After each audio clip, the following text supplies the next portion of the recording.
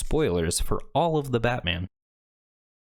So last week, I got to see the Batman, which was absolutely phenomenal. It did everything that I wanted it to do, and I think it's a pretty close second to my favorite Batman movie, first being The Dark Knight, but I think these two movies are different enough that they can exist on their own and still be great movies by themselves. I don't think they need to be compared too much. And I think honestly most people at this point either really like the Batman or just think that it's an okay movie, which is fine. Nobody that I know actually disliked it. I think Robert Pattinson did an excellent job, which I knew he was going to. I've been following this movie since way back when it was first announced.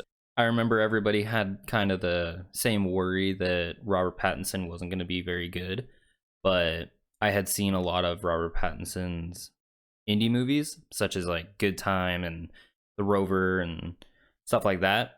So I knew that he was completely capable of pulling something like this off, and I'm a big Robert Pattinson fan. But this movie isn't without criticism. There's a lot of people that have the exact same critique, and that is that Robert Pattinson's Bruce Wayne isn't really the Bruce Wayne we get in other films. He's not much of a playboy billionaire yet. He's not even really in the movie. I think maybe 10 minutes tops, 5 minutes. For the rest of the 3 hours, we just get Batman. But I think that's completely okay. There's a lot of people saying that he wasn't a good Bruce Wayne, but I would argue that he's actually a really good Bruce Wayne. He's a really good Bruce Wayne for this Bruce Wayne. This Bruce Wayne fits the whole feel and tone of this movie really well.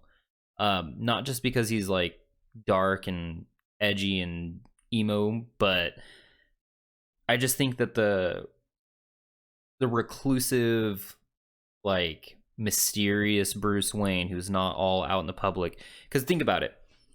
This is a grimy, gross city that is riddled with crime. There's murderers, robbers all over. Bruce Wayne's parents were murdered when he was a child. Would he really want to be out and about?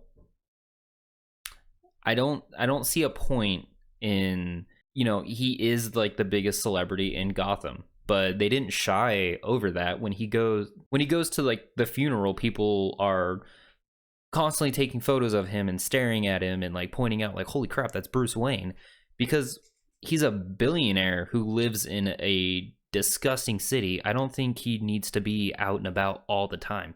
This is still an early Batman. It's year 2. In previous Batman movies where we've gotten Batman's origin, it's kind of a quick thing.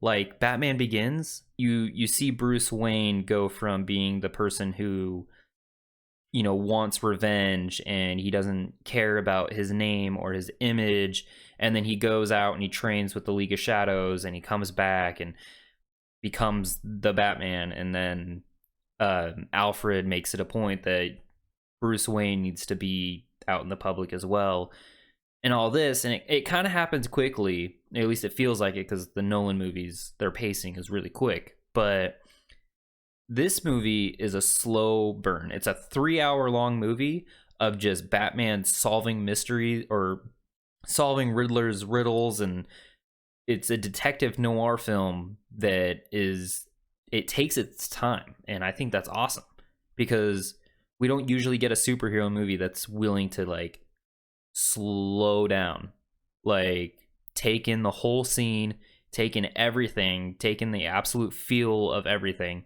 But this one does, and I think it's completely fine that we don't get billionaire playboy Bruce Wayne in this movie. I think it needs to be addressed in a sequel. I don't think it's something that we can really just go without. I mean, maybe we could. Maybe we don't need that Bruce Wayne, but it's gonna need to be touched on, at least in some form or another. But this is a Bruce Wayne who, he's still in his phase of not caring about the Wayne name. He doesn't care about being Bruce Wayne at all. He's completely obsessed with the Batman. To him, he is the Batman. He's not Bruce Wayne. He doesn't care. All he wants to do is sleep all day and then fight crime at night. He's completely addicted to it. He's obsessed with the idea of fighting petty criminals.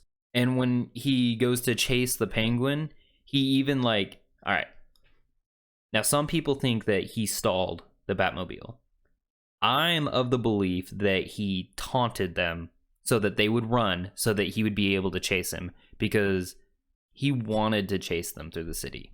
I think for this film specifically, the plot is focused around him becoming Batman.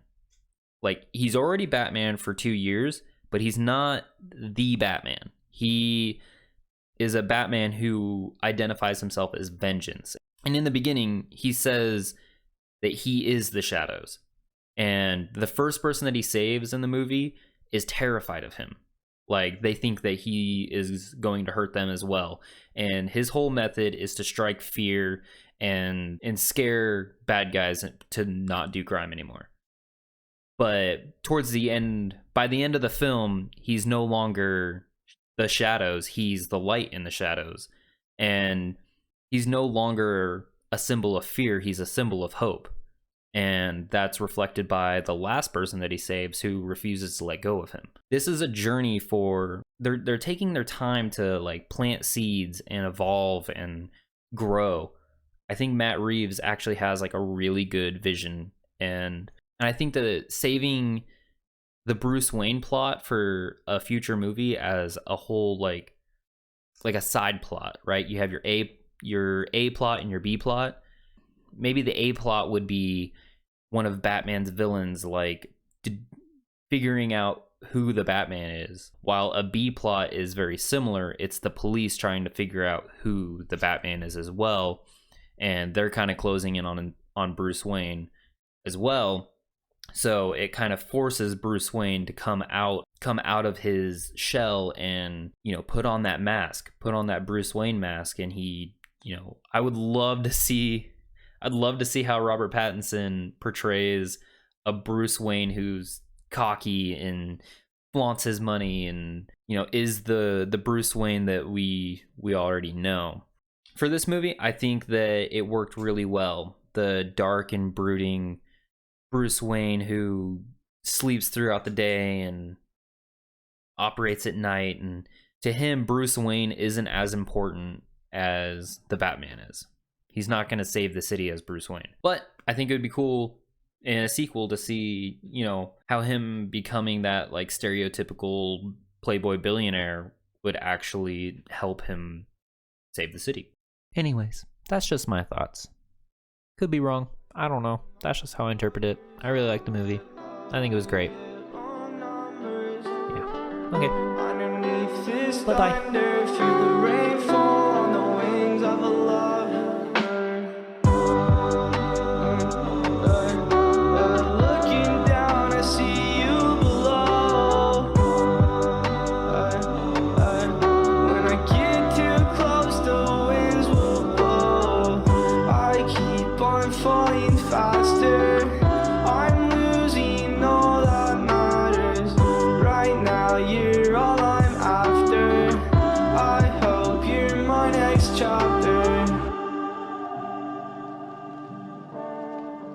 I hope you're my next chapter.